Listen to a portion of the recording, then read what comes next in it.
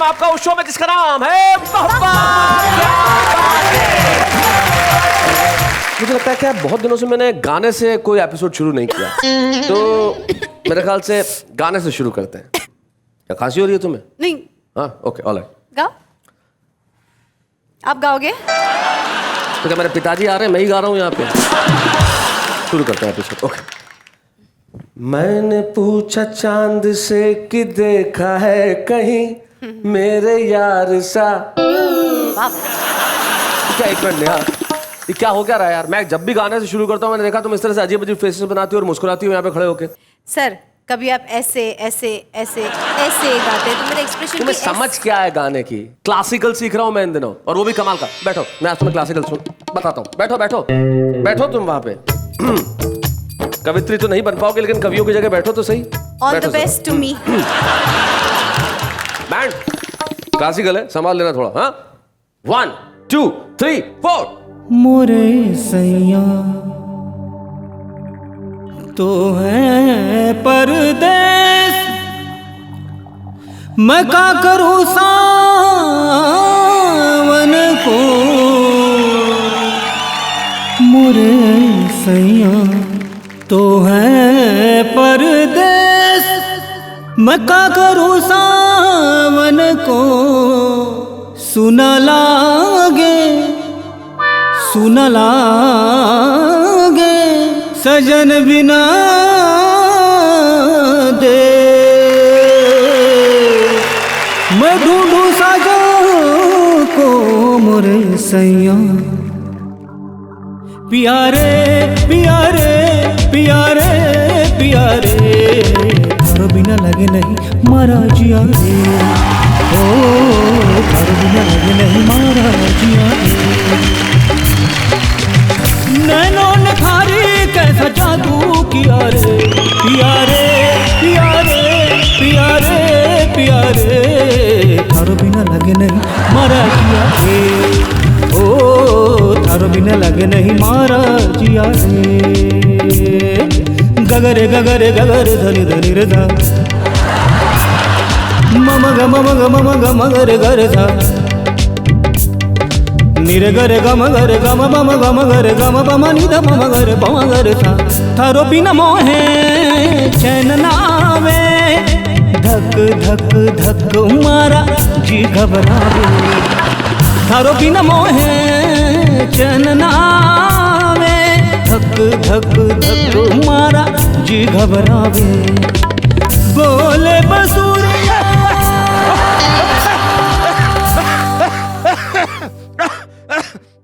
बोले बोल बोल, सांस ले लीजिए। बोल। क्या बोले? बोले नाच न जाने आंगन टेढ़ा, बनाए कोई खाए कोई पेढ़ा। क्या मतलब? समझ में नहीं आया मेरे को। अभी समझाती हूँ। हाँ। उठिए लखन जी, क्योंकि थारे बिना इनको चैन न आवे। क्या गाया है शैलेश जी। प्यारे प्यारे। अरे लगन सिंह, कितनी आवाज मिलती है हम लोगों की। ताली बजाओ, ताली बजाओ। क्या बात है। आपने कहा था मैं क्लासिकल सिंगिंग सीख रहा हूँ। हाँ, तो यही बोला था, लखन दादा से सीख रहा हूँ मैं। लखन दादा क्लासिकल सिंगिंग सिखा रहे हैं। लखन दादा गंडा बांध के इनका शिष्य बना हूँ मैं। बहुत जबरदस्त सिखाते हैं लखन दादा, है कि नहीं? अच्छा सीख रहा हूँ कि नहीं? बहुत बढ़िया। ताली बजाओ भाई, ताली बजाओ। लखन भैया जाओ, बैठ जाओ यार। लखन भैया उसके बाद मोडियम बजाओ भाई, काम शुरू करते हैं। और एक मिनट भाई, जाने के पहले यहाँ खड़ी रहो। हमने गाया सो गाया, पहले हम जनता को ये तो बता दें कि हमारे कवि मित्र क्या करने वाले।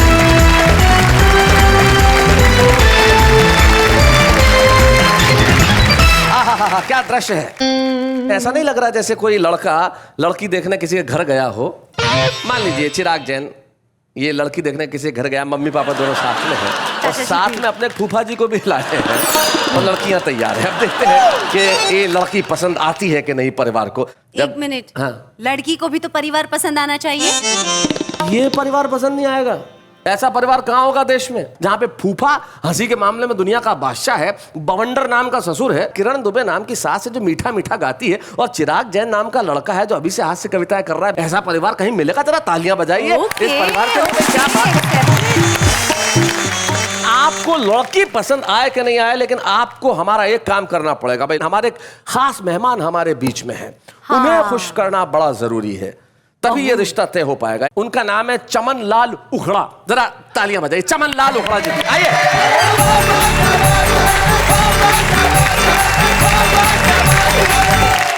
उखड़ा जी नमस्कार। ये चमन लाल उखड़ा साहब हैं। इनके परिवार में इनकी मर्जी के बिना कोई भी रिश्ता नहीं होता है। और उखड़ा साहब जब से पैदा हुए हैं, उखड़ा जी के जीवन में मुस्कुराहट नहीं है। उखड़ा जी हमेशा पके हुए रहते हैं कि मुझे कई बार लगता है कि ये पैदा नहीं हुए थे, आम के पेड़ से पक के टपक गए थे। हमने देश के 4 बड़े कवियों को इसलिए बुलाया कि अगर आप इनके चेहरे पे मुस्कुराहट ला सके हाँ। तो शायद आज ये रिश्ते की बात तय हो पाए। उखड़ा जी आप जरा यहाँ तशरीफ रखें। पता है मेरे उखड़ा जी के मुखड़े पे कभी स्माइल देखी ही नहीं है मैंने। आज कोशिश करते हैं। जन्म से ही ऐसे हैं, ट्रेनिंग ली है? जन्म से ऐसे ये जन्म से ही ऐसे। शोक सभा में बड़े व्यस्त रहते नहीं, होंगे। नहीं, ये तो इनको ये जहाँ जाते हैं वहाँ शोक सभा हो जाती है। व्यस्त रहने की जरूरत नहीं है। तो आइए, आप में से कौन सबसे पहले ट्राई करना चाहता है? मुझे लगता है महिलाएं बड़े सौम्य ढंग से ट्राई करती हैं। हाँ। तो किरण दुबे जी, अगर आप आके हमारे देश की जनता को और चमन लाल उखड़ा को हंसाए तो इससे बेहतर क्या होगा? भाई किरण दुबे के लिए तालियां बजाइए।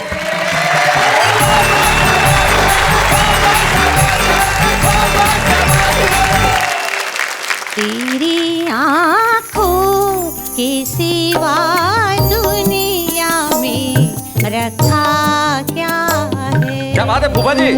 तेरी आँखों के सिवा दुनिया में रखा क्या एक मिनट, एक है? मिनट। किरण जी, ये आपका लिखा हुआ है? नहीं, ये चिराग फिल्म का गाना है। तो फिर आप क्यों गा रही है? मैं तो इनकी आंखें देख के गाना शुरू कर दिया। वैसे ये गाना जो है ना, ये नकली है। अच्छा, आज के जमाने में असली गाना क्या है ओके। वो मैं आपको सुना। सुनाइए।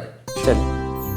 एक कुर्सी के सिवा नेता में रखा क्या है? क्या बात है, वाह वाह वाह। एक कुर्सी के सिवा नेता में रखा क्या है?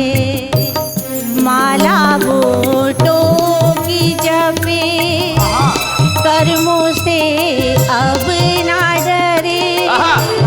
इसका जीना इसका मरना सभी कुर्सी के तले। एक कुर्सी के सिवा नेता में रखा क्या है? क्या बात है किरण जी, वाह वाह। आपस के झगड़ों से मिलती नहीं इनको फुर्सत कहाँ। कुर्सी कहीं छिन्ना जाए लगी इनको चिंता यहाँ। एक दूजे से लड़ी कुर्सी के पीछे पड़े। इनका जीना इनका मरना सभी कुर्सी के तले। एक कुर्सी के सिवा नेता में रखा क्या क्या बात है किरण जी, वाह वाह।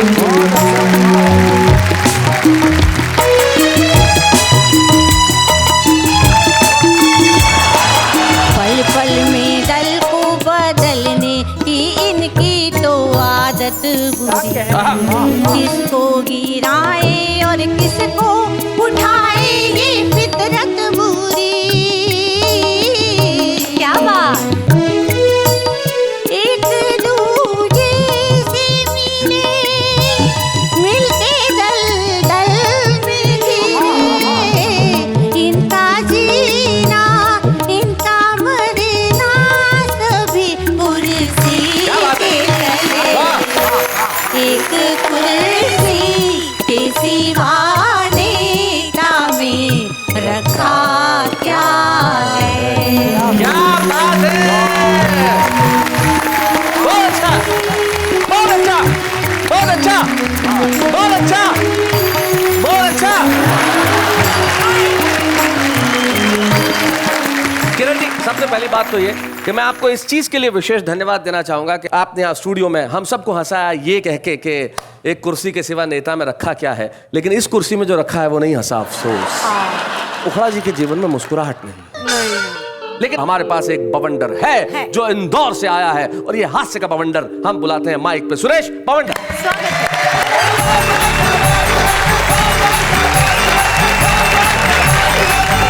एक रचना पिछले दिनों हमारे देश में एक प्रोग्राम चल रहा था, प्रौढ़ शिक्षा। यानी कि जो हमारे एल्डरली एज के लोग हैं जो बचपन में स्कूल में नहीं पढ़े, जो 50-60 साल के हो गए हैं, उन्हें पढ़ाने के लिए सरकार ने कार्यक्रम शुरू किया जिसे कहते हैं प्रौढ़ शिक्षा कार्यक्रम, जिसमें आप एडमिशन ले सकती हैं। जी। ओके। कि सरकार ने जैसे ही प्रौढ़ शिक्षा का अभियान चलाया, ये खबर सुनते ही बुड्ढों का बचपन लौट आया। अच्छा। गांव-गांव, शहर-शहर स्कूल खोले, हम नहीं पढ़ेंगे, कुछ शरारती बुड्ढे बोले। अच्छा, शरारती बुड्ढे। तभी शिक्षा अधिकारी बोला, तुम्हें क्या, तुम्हारे बाप को पढ़ाया जाएगा आपको भी। और संपूर्ण राष्ट्र को साक्षर बनाया जाएगा। अरे निरक्षर ये दुनिया छोड़ जाओगे तो क्या ऊपर भी जाके अंगूठा लगाओगे? इसलिए कल से गांव में एक पाठशाला खोली जाएगी और सबको पढ़ाने शहर से एक मैडम आएगी। ओहो, मैडम आएगी। मैडम का सुनते ही बुड्ढों की धड़कनें बढ़ने लगी और एक चालू किस्म के बुड्ढे की दाईं आंख फड़कने लगी। अरुण जैमिनी, ध्यान से सुनो।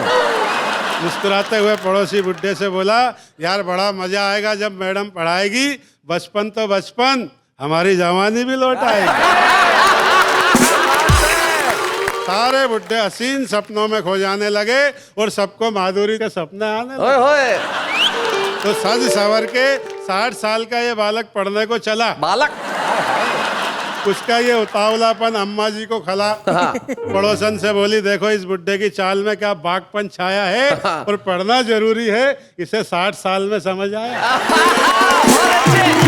भाई बहुत बढ़िया बवंडर जी, क्या बात है। तभी पड़ोसन बोली, हाँ बहन, रामू का बप्पा भी बैरंग स्कूल गया है और बोलेगा क्या खाक, 32 ही तो घर भूल गया। सारे बुड्ढे बैठे थे क्लास में लिए आशा, तभी छा गई निराशा। शिक्षा अधिकारी बोला कि मैडम नहीं आएगी। बुड्ढे बोले, हाय अब हमें कौन पढ़ाएगी? शिक्षा अधिकारी बोला, इस समस्या का समाधान किया जाएगा, फिलहाल तुम्हें नत्थू सरपंच पढ़ाएगा। नत्थू सरपंच। नत्थू सरपंच का नाम सुनते ही बुड्ढे बिचकने लगे, कुछ बुड्ढे सकरी गली से खिसकने लगे। तभी नत्थू सरपंच ने एक अखंड भारत के फटे पुराने नक्शे पे छड़ी रखते हुए एक इंटेलिजेंट बुड्ढे से पूछा, बताओ ये पंजाब है कि सिंध है? वह बोला, सर मैं कैसे बताऊं, मुझे तो मोतियाबिंद। क्या बात है। नत्थू सरपंच ने पूछा, अच्छा बाबा ये तो बताओ कि स्त्री में छोटी ई की मात्रा लगेगी या बड़ी ई की? वह बोला, सर सीधी सी बात है, यदि स्त्री छोटी होगी तो छोटी ई की लगेगी, नहीं तो बड़ी होगी तो बड़ी ई की लगेगी। नत्थू सरपंच बोला, तुम्हें क्लास से भगा दूंगा, तुम्हारे माथे से साक्षरता की लाइन मिटा दूंगा। बुड्ढे बोले, हमें क्लास से भगा दोगे, हमारे माथे से साक्षरता की लाइन मिटा दोगे, और हम क्लास से भाग जाएंगे तो तुम्हारे प्रौढ़ शिक्षा के प्रोग्राम धरे रह जाएंगे। ये कह के बुड्ढे सटक लिए। नत्थू सरपंच ने हाथ पैर पटक लिए। तभी चाय लेके एक 10 साल का बालक आया। वह बोला, सर मुझे पढ़ा दीजिए, बदले में भले ही आप चाय के पैसे मत दीजिए। नत्थू सरपंच बोला, बेटा इस क्लास में केवल बुड्ढों को पढ़ाया जाएगा, तेरा नंबर तो 50 साल बाद आएगा। क्या बात है भाई, वाह वाह वाह, बहुत बढ़िया।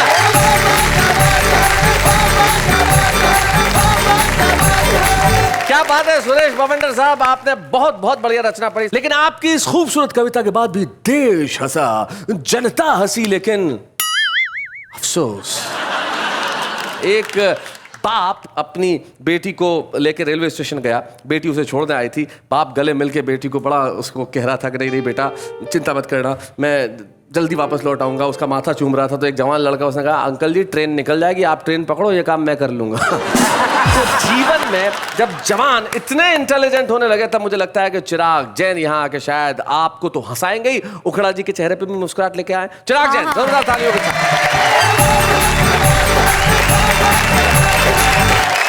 भाई लड़की तुझे ही पसंद करनी है तो थोड़ा ढंग से, हाँ, और उखड़ा साहब भी। या नॉट मी, हिम फर्स्ट। मैं ऑलरेडी इन सब चोचलों में काफ़ी लेट हो चुका हूँ। अच्छा अच्छा अच्छा। दरअसल शादी और मोबाइल के मामले में आदमी की एक सी धारणा होती है कि जितना देरी से करेगा उतना लेटेस्ट मॉडल मिलेगा। और ये मेरी आज की धारणा नहीं है जी, ये युगों युगों से चली आ रही है। वो शैलेश भैया, एडम ने ईव से पूछा। एडम एंड ईव यानी आदम और हव्वा, दुनिया का पहला पुरुष और पहली महिला। उसने पूछा कि डार्लिंग क्या तुम मुझे प्यार करती हो? ईव ने कहा नहीं। बोला तो मुझसे ब्याह क्यों किया था? बोली मेरे पास चॉइस कहाँ थी।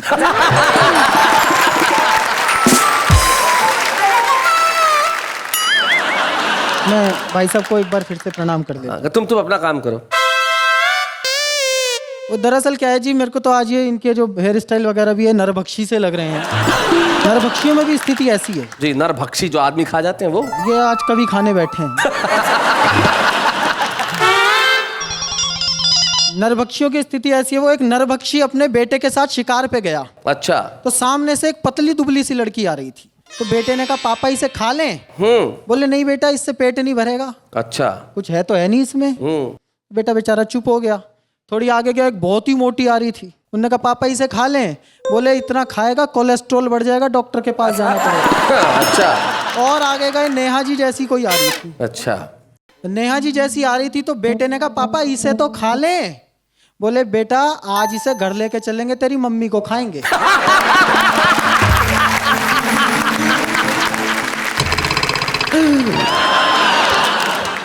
वो एक और बात याद आ गई जी नरभक्षी पे, मुझे मैं हाथ के हाथ बता देना चाहता हूँ जी। आज एक नरभक्षी ने अपनी बीवी से शाम को पूछा, डार्लिंग आज डिनर में क्या बनाया है? बोली आलू गोभी। अच्छा। बोले और कल क्या बनाओगे? बोले ये नहीं हंसा तो आलू चमन लाल।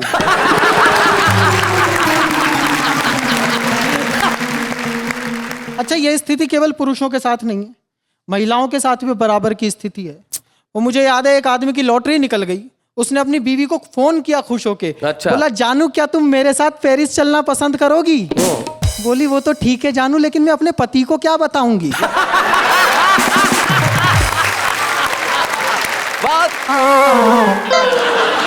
दरअसल क्या होता है नेहा जी, जब लड़का लड़की ढूंढ रहा होता है, बहुत दिनों तक लड़की ढंग नहीं मिलती, तो कुछ कम्मो मिल जाती हैं।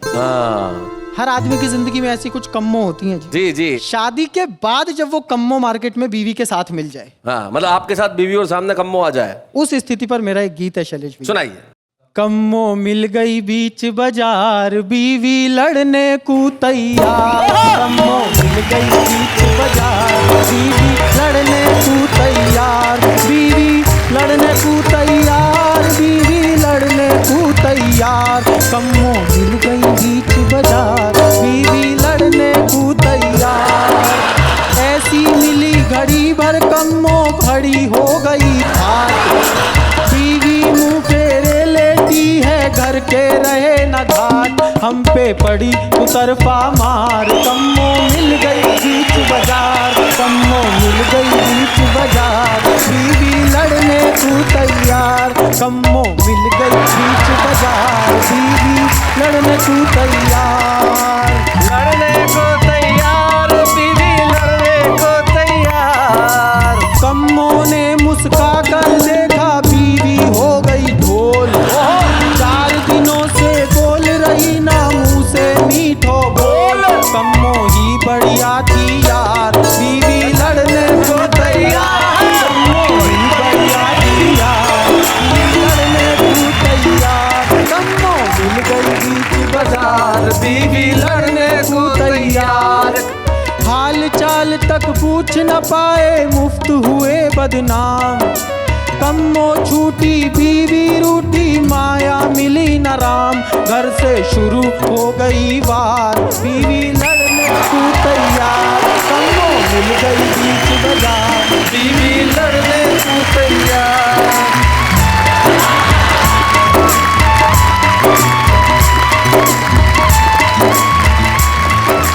क्या बात है!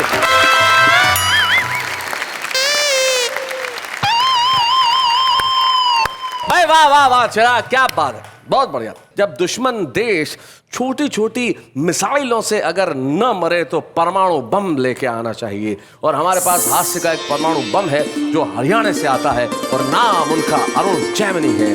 जरा जोरदार था अरुण जैमिनी।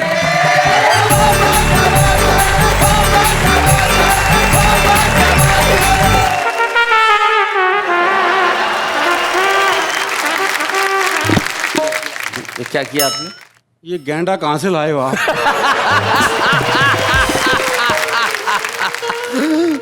नहीं नहीं, तो कभी एक कवित्री को खा चुका है। हाँ नेहा जी, आहा क्या आपने क्या बोला था मेरे को बुलाने से पहले। I appreciated you know. बस ये अंग्रेजी की दिक्कत है हरियाणा के आदमी के साथ। हरियाणा का आदमी तो अंग्रेजी बोलता है तो उसका भी हरियाणवीकरण कर देता है। अच्छा, वो अंग्रेजी बोलेगा तो ऐसे ही बोलेगा, बोले हाउ डू डू रहे। वो एक ने एक से कहा, बोले हाउ डू डू रहे। दूसरा बोला फाइन सू। फाइन सू। एक बोला बड़ी भारीनेस सी फील कर रहा हूँ। भारीनेस। बोले भाई ये भारीनेस क्या होती है? बोला हैवी पन। हैवी पन। हमारी अंग्रेजी ऐसी है, जो बस में एक लड़का खड़ा था, एक लड़की चढ़ी, तो लड़की का पैर लड़के के पैर पे रखा गया। अच्छा। तो लड़के का पैर दब गया, तो लड़की बोली सॉरी, तो लड़का बोला मेंशन नॉट। अच्छा। लड़की आगे बढ़ गई, पीछे हरियाणा का बूढ़ा चढ़ गया, गलती से उसका पैर भी उस लड़के के पैर पे रखा गया। तो उसने लड़की की देखा देखी कह दी सॉरी। तो लड़का बोला तमीज नहीं, आप देख के नहीं चल सकते, सारा जूता खराब कर दिया, पैंट खराब कर दी, चलने की तमीज नहीं आपको? तो हरियाणा का बूढ़ा बोला क्यों भाई, मेरी सॉरी की स्पेलिंग गलत थी। बहुत अच्छे। अच्छा है। वो बस स्टैंड पे बहुत सारी महिलाएं खड़ी थी, एक बूढ़ा खड़ा था, बस आकर रुकी तो कंडक्टर ने सारी महिलाएं तो चढ़ा ली। अच्छा। जैसे ही बूढ़े का नंबर आया हाथ अड़ा दिया, बोला नो मोर है, बोले सारी मोर नहीं है तो चढ़ा ली। अच्छा, मेरा नंबर बारी आया है तो तो नो नो मोर। मोर। बहुत अच्छे। तो हमारी अंग्रेजी ऐसी है जी। दरअसल क्या है, वो एक बच्चा आया रिपोर्ट कार्ड लेके, हाँ। बड़ा मायूस सा। बाप ने पूछा क्या हुआ? बोले स्कूल से रिपोर्ट कार्ड लाया हूँ, फेल हो गया। बोले क्यों चिंता कर रहा है, रिपोर्ट कार्ड ही तो है, कौन सी डीएनए रिपोर्ट है। तो हमारी अंग्रेजी ऐसी है। दरअसल क्या है, हमारे यहाँ तो पढ़े नहीं पढ़े वो बराबर ही है मामला, और नहीं पढ़े तो भी कम नहीं है वो। अच्छा। वो एक तो कभी स्कूल गया ही नहीं, उसका काम था दिन भर गाय भैंस का गोबर इकट्ठा करना और छत पे उपले थापना गोश्त से। जी। उपले उपले समझते हो ना? हाँ। जब गोबर सुखाते हैं उसका ईंधन बनता है, जो चूल्हे में डालते हैं, उससे ग्रामीण भाषा में उपले कहा जाता है। ओके। और ग्रामीण में गोश्त से कहा जाए। जी। गोबर। गोबर तो ये बैठा है। आप हंसाने की जगह गुस्सा कर देंगे। क्या करूं भाई, अब जाकर अगला हंस नहीं रहा तो मैं क्या करूं बताओ। ये गोबर ईंधन बन के तुम में आग भी लगा सकता है। आगे हाँ। बोलो। उसका काम था दिन भर गाय भैंस का गोबर इकट्ठा करना, छत पे उपले थापना। हाँ। बड़ा हुआ तो लड़की वाले रिश्ते के लिए आए, तो लड़की के बाप ने लड़के के बाप से एक सामान्य सा सवाल कर दिया। बोले जी लड़का कितना पढ़ा लिखा है? बोले तुम पढ़े लिखे की बात कर रहे हो, उसके ऑटोग्राफ छत पे सूख रहे हैं। ऑटोग्राफ। एक कविता आपको सुनाता हूँ जी। एक दिन मैंने अखबार में पढ़ा कि जेल में मिलती हैं सुविधाएं आलीशान। अच्छा। देखने को रंगीन टीवी, पढ़ने को पत्र पत्रिकाएं, और खाने को मिलते हैं एक से एक बढ़िया पकवान। ये पढ़कर मुझ बेरोजगार को लगा कि यहाँ तो मिलती है 5 स्टार सुविधाएं। अच्छा। नौकरी ढूंढने से तो अच्छा है किसी तरह जेल ही चला जाए। अब मुझे दिन में रात में, गर्मी सर्दी बरसात में, कश्मीर की वादियों की जगह जेल के हसीन रंगीन दिलकश सपने आने लगे। ओहो, जेल के सपने। रोज रोज लुभाने लगे। मेरी आत्मा मुझे बार बार कचोटती, मूर्ख कवि सम्मेलन में चला जाता है, इससे तो जेल क्यों नहीं हुआ था। बहुत अच्छे। जेल जाने की धुन में मैं इस कदर बीमार पड़ गया, मलेरिया की जगह जलेरिया में जकड़ गया। जलेरिया में। बहुत अच्छे। इस अवस्था में मैं घर पर भी कैदियों वाले कपड़े पहनने लगा। अच्छा। और घर की खिड़की के सीखचों पर बैठने लगा। अच्छा। जब भी कोई मेहमान मिलने आया मुझे ऐसा लगा जैसे जेल में कोई मिलाई करने आया। आहा। जब बात हद से आगे बढ़ गई तो मेरे पैरों की जोड़ी तिहाड़ जेल की ओर बढ़ गई। अच्छा। मैंने वहां देखा एक कैदी रिवॉल्विंग चेयर पर बैठा रसमलाई खा रहा था, और एक पुलिस वाला उसके पांव दबा रहा था। क्या बात है, बहुत बढ़िया। और साथ साथ गिड़गिड़ा रहा था, भाग जा मेरे बाप, कब तक हमारी छाती पर मूंग दलेगा? 40 किलो से 80 किलो का तो हो गया, और कितना पलेगा? कैदी मुस्कुराया, बोला ज्यादा मत बड़बड़ाओ, जाओ हमारे लिए एक जोड़ा पान लेकर आओ। अच्छा। सिपाही के जाते ही मैंने कैदी को दंडवत प्रणाम किया और कहा, हे महान आत्मा, मेरा मार्गदर्शन कीजिए, मेरी जेल जाने की हार्दिक इच्छा है, इन चरणों में जगह दी। कोई उपाय बताइए, किसी भी तरह से सही मुझे जेल ले आइए। कैदी पिंगला, तो जेल में आएगा, मिठाइयाँ और पकवान खाएगा, ऐसा कर किसी की टांग तोड़ दे। अच्छा। या कोई लड़की छेड़ दे। हाँ। ये ब्रह्म वाक्य लेकर मैं वापस घर आया। एक दिन मैंने एक आवारा लड़के की टांग तोड़ दी। हाँ, अब जेल जाना पक्का। और घर पर आकर करने लगा इंतजार कि पुलिस वाले अब आएं। लेकिन थोड़ी देर बाद ही मोहल्ला सुधार समिति के कुछ सदस्य आए। अच्छा बोले आपने उस आवारा की टांग तोड़ी, धन्यवाद। हम सार्वजनिक रूप से आपका अभिनंदन करना चाहते हैं हाँ। और इस पुण्य कार्य के लिए आपकी प्रशंसा करना चाहते हैं। बहुत अच्छे हैं। अभिनंदन के एक हफ्ते बाद वही आवारा लड़का मेरे घर आया अच्छा और मिठाई का डिब्बा मेरे हाथ में थमाया। बोले आपसे मिलकर तो मेरी जिंदगी बदल गई। आपने उस दिन टांग तोड़कर मुझे विकलांग किया और इस चक्कर में मुझे नौकरी मिल गई। वाह वाह वाह वाह, बहुत बढ़िया। मैंने सोचा अब अगला उपाय क्या जाए, बस में किसी लड़की को ही छेड़ दिया जाए। बस में लड़की को छेड़ दिया जाए। तो बस में घुसते ही मैंने एक सुंदर कन्या की तरफ आंख चलाई। हम्म। वो कुछ नहीं बोली तो हमने उसकी उंगली दबाई, कहा लेकिन वो तो कमाल थी, उसने अपनी उंगली नहीं हटाई। अच्छा उंगली से हम थोड़ा और आगे बढ़े तो 2 पुलिस वाले हमारे सिर पर आ चढ़े। बोले शर्म नहीं आती, सरेआम लड़की को छेड़ते हो, वाह अपनी उंगली उसकी उंगली से भेड़ते हो। तभी तीसरे पुलिस वाले ने टोका, अबे रहने दे, सस्पेंड कर देगा दरोगा, सरेआम लड़की छेड़ रहा है, जरूर किसी बड़े बाप का बेटा होगा। वाह वाह वाह वाह, बहुत बढ़िया। पहला बोला नौकरी गई भाड़ में, ये बड़े बाप के बेटे ऐसा ही करते हैं शराफत की आड़ में। क्या बात है। ये बड़े बाप के बेटे ऐसा ही करते हैं शराफत की आड़ में। लड़की दरअसल छिड़ी ही नहीं थी, अच्छा उंगली उसकी उंगली से भिड़ी नहीं थी, इसलिए वो बीच में पुलिस वाले से बोली भाई साहब क्यों इतने हैंडसम लड़के को बदनाम करते हैं, बहुत अच्छे। क्यों इतने हैंडसम लड़के को बदनाम करते हैं, इन्होंने तो मुझे छेड़ा ही नहीं। उस लड़की को छेड़ना मुझे और सता गया क्योंकि शाम को ही उसका बाप घर पर रिश्ता लेके आ गया। एक दिन मैंने एक महिला का पर्स चुराया अच्छा और भागा भागा पुलिस स्टेशन आया। वह महिला वहीं बैठी पाई और जैसे ही उसने पर्स चोरी जाने की रिपोर्ट लिखाई, मैंने पर्स को थानेदार के आगे सरकाया और हथकड़ी लगवाने की मुद्रा में अपने हाथों को आगे बढ़ाया। पुलिस वाले ने मेरे हाथों को झड़क दिया, मुफ्त में जेल जाना चाहता है। हाँ क्या बात है भाई, वाह वाह, बहुत बढ़िया पंक्ति है। मुफ्त में जेल जाना चाहता है। इतना कहकर उसने एक फोन मिलाया और अपने साले को थाने में बुलवाया, मुझे 2 डंडे मारकर वापस भिजवा दिया और पर्स चुराने के आरोप में उस साले ने अपने साले को अंदर करवा दिया। क्या बात है भाई, वाह। अब आप ही लोगों से कुछ उम्मीद है। इतना क्वालिफाइड अपराधी, इतना जेन्युइन अपराधी खुलेआम घूम रहा है, जेल जाने के लिए कोई सोर्स ढूंढ रहा है। अब आप ही कोई उपाय बताओ, हो सके तो कोई सोर्स भिड़वाओ और किसी भी तरह से सही मुझे आप जेल तो भिजवाओ। क्या बात है भाई, वाह वाह। वैसे आप भी क्या उपाय बताओगे? अगर आपके पास ही कुछ उपाय होते तो आप ये कविता घर पर नहीं बल्कि जेल में रंगीन टीवी पे देख रहे होते। क्या बात है, बहुत बहुत बहुत बहुत अच्छे।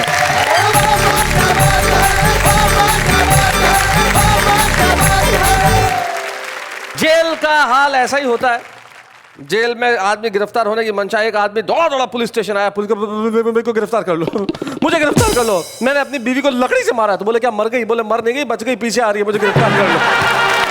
तो आदमी अगर गिरफ्तार होना चाहे तो भी नहीं हो पाता। लेकिन क्या कविता सुनाई आपने, Actually. सारा देश हंसा और सारी जनता हंसी, लेकिन चमन लाल उखड़ा नहीं हंसा।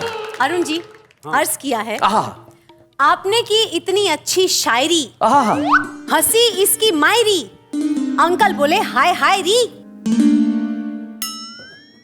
हंसा, अबे हंसा, अबे हंसा,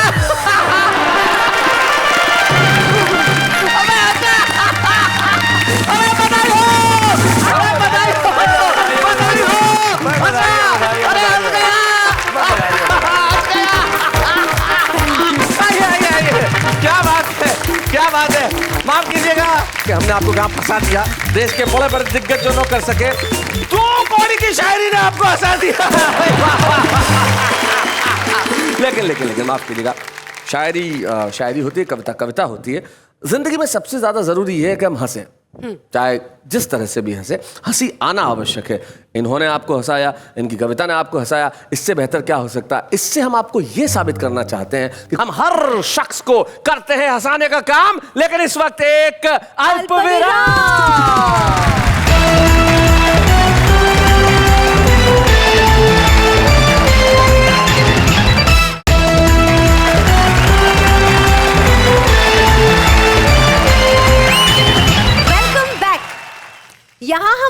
है सबको हंसाने का काम, जी जग को हंसाने का है राम नाम। वाह, चलिए आगे करते हैं यही काम। अरे वाह वाह वाह वाह, क्या बात। इस बार तो भाई कविता भी बहुत बढ़िया भाई, क्या बात है भाई, वाह वाह वाह वाह। बड़ौदा की गोद से हम ऐसे शायर को, एक ऐसे अजीम नाम को आपके समक्ष आज बुलाना चाहते हैं, जिन्होंने न केवल उर्दू में अपनी रचनाएं की, गजल कहीं, शेर कहे, बल्कि गुजराती में भी बहुत सारे शेर उन्होंने खूबसूरत कहे। जब वो यहाँ खड़े होंगे और अपने शेर पढ़ेंगे तो आप कहेंगे वाह वाह, क्या बात है। आइए हम मिलते हैं आज के हमारे विशेष मेहमान, हमारे खलील धनतेजवी साहब। स्वागत है।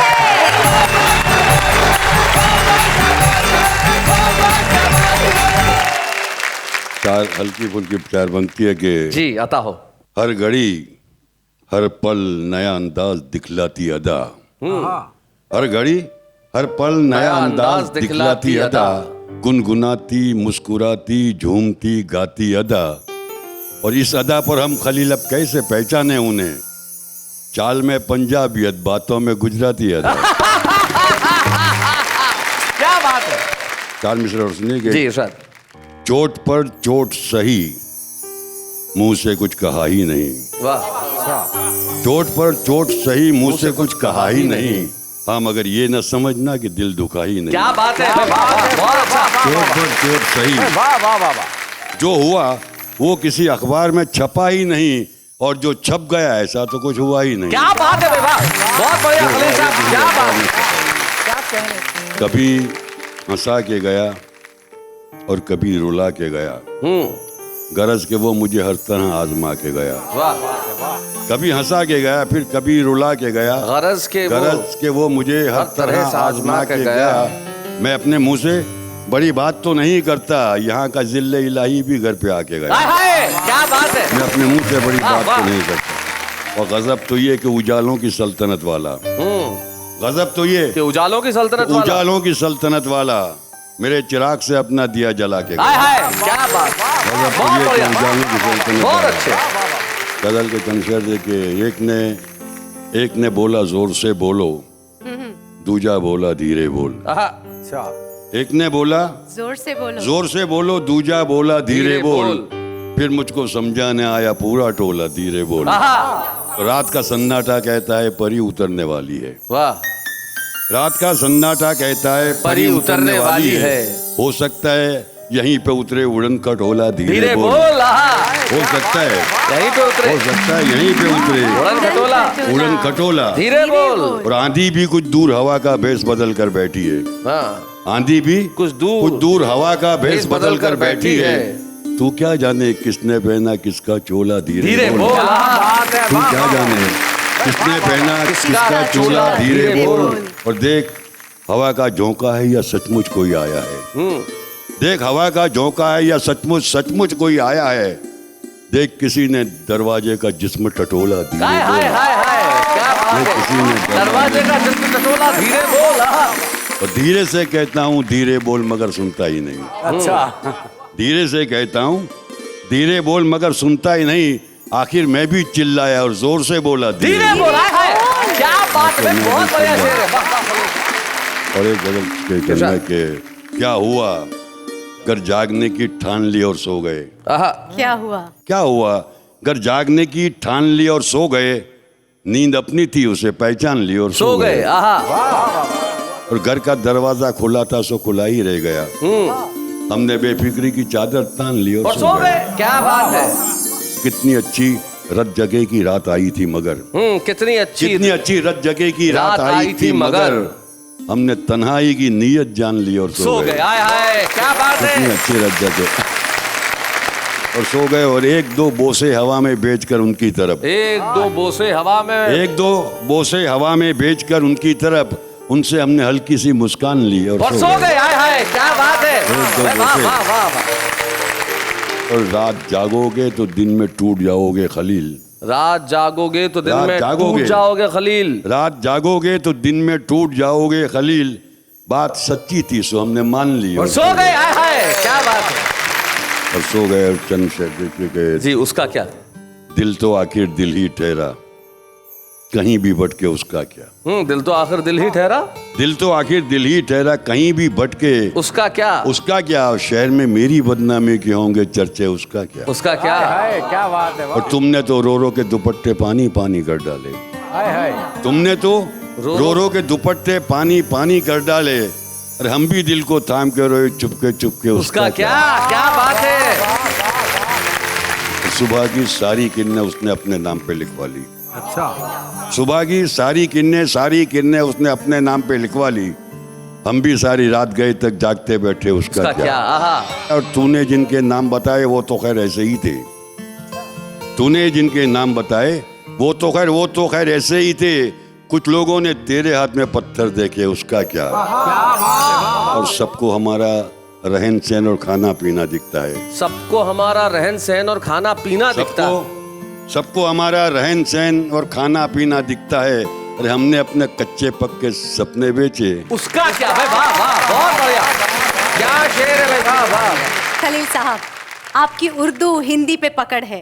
आप गुजरात के गौरववान और गुणवान शायर है। તમારો ખૂબ ખૂબ આભાર અહીંયા આવવા માટે। તમે કાંઈ ગુજરાતીમાં બે શબ્દો કહો તો અમારી જનતા ખૂબ પ્રસન્ન થશે। हाँ, एक मतला और 2-3 शेर सुना देंगे तो क्या बात है। તમારા ઘરના દીવા રાતે રસ્તામાં હતા કે શું। अच्छा। તમારા ઘરના દીવા રાતે રસ્તામાં હતા કે શું, પવન ફંટાઈ જશે એ ભરોસામાં હતા કે શું। आहा, क्या बात है। અને ઘરે પહોંચો તો દરવાજાએ પૂછ્યું ક્યાંથી આવો છો। अच्छा। ઘરે પહોંચો તો દરવાજાએ તો પૂછ્યું દરવાજાએ પૂછ્યું ક્યાંથી આવો છો। સુગંધ આ શેની છે, સાંજે બગીચામાં હતા કે શું। आहा, आहा, क्या बात है, वाह वाह, बहुत बढ़िया। અને તમારા દિલના ધબકારા અજાણ્યા કેમ લાગે છે। हाँ, વાહ વાહ। તમારા દિલના ધબકારા અજાણ્યા કેમ લાગે છે। તમે પણ કાલે તરણેતરના મેળામાં હતા કે हाय શું। हाय हाय, क्या बात है, वाह वाह वाह वाह। खलील धनतेजवी साहब, बड़ौदा के एक शायर जो सिर्फ गुजरात के शायर नहीं है, सारे हिंदुस्तान के शायर हैं। और यकीन मानिए जब ऐसा कोई शायर इस मंच पे आता है तो वाह वाह क्या बात है का फर्ज है, कर्तव्य है कि हम उस शायर का सम्मान करें। आज मिलकर हम सम्मानित कर रहे हैं खलील धनतेजवी साहब को। बच्चे हैं या बूढ़े हैं, नर है या नारी है, हंसी देने वालों के सब ही आभारी है, कविता सुनाने वाले सबको हंसाने वाले अब सबके साथ है। क्या बात है, क्या बात है। तो आज हमने यहाँ खलील धनतेजवी साहब को सम्मानित किया। यकीन मानिए मेरा सौभाग्य है, मेरे इधर भी बड़ौदा है, मेरे इधर भी बड़ौदा है, और बड़ौदा के बीच में खड़ा हुआ राजस्थान है, गुजरात है, महाराष्ट्र है, हरियाणा है, मध्य प्रदेश है, और यही हिंदुस्तान है। आइए इस हिंदुस्तान को मिलकर करते हैं प्रणाम, लेकिन इस वक्त एक अल्पविराम।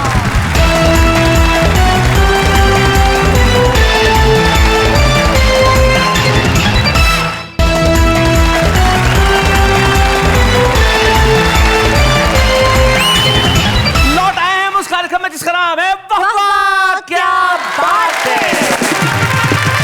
हमने हमारे वाह वाह क्या बात है में एक नई परंपरा का आरंभ किया है जिसका नाम है शुभारंभ।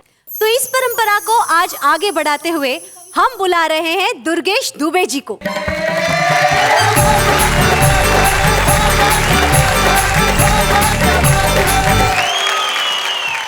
दुर्गेश जी, जब मैंने आपका नाम लिया तो मेरे साथ सबको लगा होगा कि कोई बड़े बुजुर्ग इंसान आ रहे हैं, पर इतनी छोटी उम्र में आपका इतना बड़ा शुभारंभ, क्या बात है। आपका बहुत बहुत शुक्रिया नेहा जी। एक बहुत छोटा सा गीत रखता हूँ, आप सभी का आशीर्वाद चाहता हूँ। कि दीवाना बना मैं दीवाना,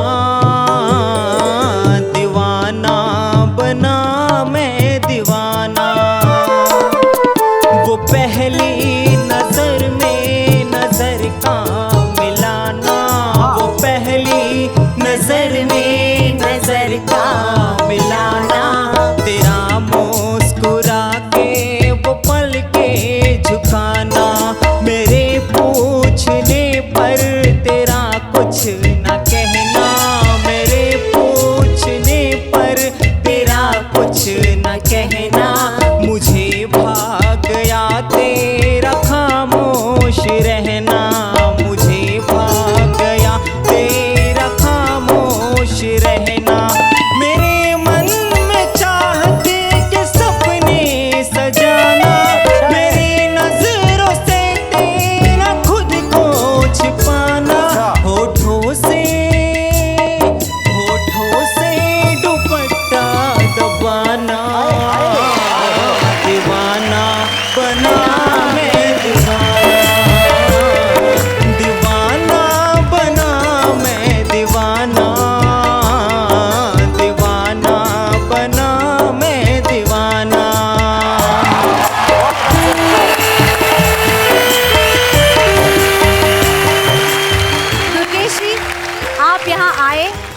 अपनी कविता का शुभारंभ वाह वाह क्या बात है के मंच पे किया। Thank you so much.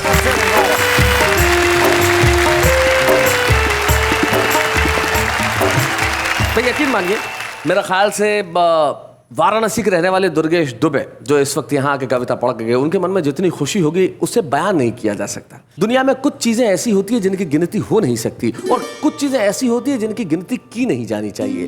वाह वाह क्या बात है में आपके घरों में कितने ठहाके लगते हैं, इसकी गिनती मत करिए, हंसते रहिए। हमने कसम खा रखी है कि आपके घरों में समस्याओं को आने नहीं देंगे, चिंताओं को घुसने नहीं देंगे, आपके दरवाजों पे टेंशन कभी दस्तक नहीं देगा, क्योंकि जब तक हम हैं आपकी हंसी में बहुत दम है, और हम सब मिलके चाहे दिन हो या रात हो कहते रहेंगे वाह वाह क्या